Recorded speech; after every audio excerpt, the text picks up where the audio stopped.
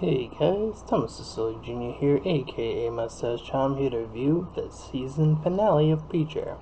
Season 1, of course, so spoiler alert, just gonna put that out there now. It appears that Preacher was trying to contact God, so he got his hands on the device that allowed the angels to, of course, contact him. All the people had gathered. He had been earlier running from the cops. And we finally get this fully backstory of who Tulip was chasing after and why the two of them were chasing after them and what kind of person Preacher was turning into, which is kind of this delinquent that was just doing whatever. And the first half of the episode sort of mainly focuses on that. And of course, the hour of God approaches and everyone gathers around and they are answered by what they assume to be God.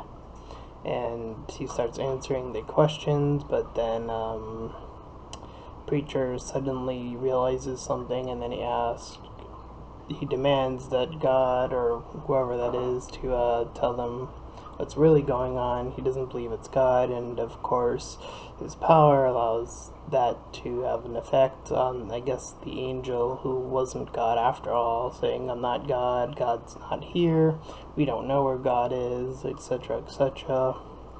And everyone was like completely bewildered by this. Preacher felt like he had proved his point well enough, while the mayor guy's like, oh, denounce your ways, rah, rah, rah. And what commenced after that is the city, or most of the inhabitants of that city, completely went off the rail. You had people, the two sort of mascots opposing committing suicide. You have people murdering and just killing and stuff going crazy. And you had this danger thing that was going on. The person that was like maintaining it was no longer doing that, so the entire town blew up, of course. But Preacher, Tulip, and Cassidy weren't there. They were at this other bar or restaurant or fashions of, and they said that Preacher was gonna pretty much find God, apparently somewhere on Earth. It gave me like the quick impersonation that this whole Genesis thing is like the rebirth of God, which I think that would be fascinating. Like he's doing all this searching only to find out that it's within him all along. So there you go. I think that might be the whole point of Preacher. I don't know. Like I said, I haven't read the comics, but based on, I saw a little bit of Talking Preacher and how this is actually set up to before what happens in the comic books. Because most of apparently what happens in the comic books is them just traveling, looking for God, and that's the entire point of it.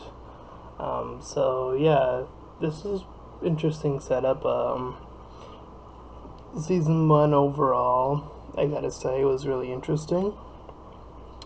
It had its moments of comedy, it had its moments of dread, if you will. After all the episodes I've seen, I would still say the weakest episode was episode 3, where it just felt like it was sort of repeating things from the first two episodes, not really building up anything, and then it sort of picked up from there. The moment the episodes had their slow moments, their really quick quips, there we go, stuff of that nature. And we still sort of get a sense of Eugene being there, present, at least in Preacher's mind, so I'm assuming he's going to be a reoccurring character whenever Preacher's like, I don't know, about the situation or something along those lines.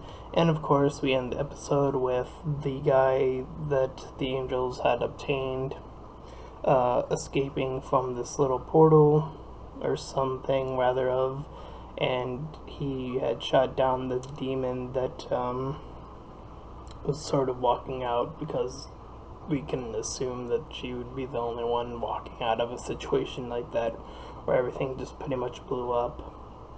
So that town's completely wiped out. Preacher's on the road. God's gone. Things are interesting. So it's gonna delve into the comic book now, which is interesting that they decided to do a little prequel setup here, which is something I didn't know until now, but that's fine. So yeah, I enjoyed Preacher Season 1 overall, and we'll wait and see what happens when Preacher returns. So I assume it will. And with that being said, I think that covers everything. So with that being said, I'm Thomas Cecil Jr., aka Mustached Tom, and I'll see you guys next time.